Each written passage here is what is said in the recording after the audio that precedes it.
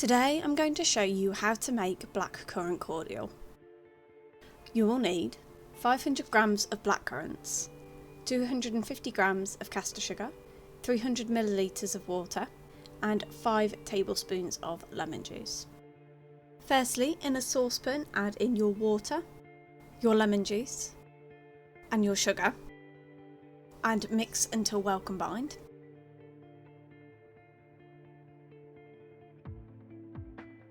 Then add in your blackcurrants and cook over a medium heat for about 5 to 8 minutes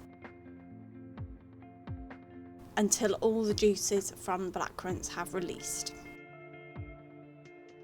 Then strain your mixture through a sieve to get out all the skins of the blackcurrants, so then you just have the juice.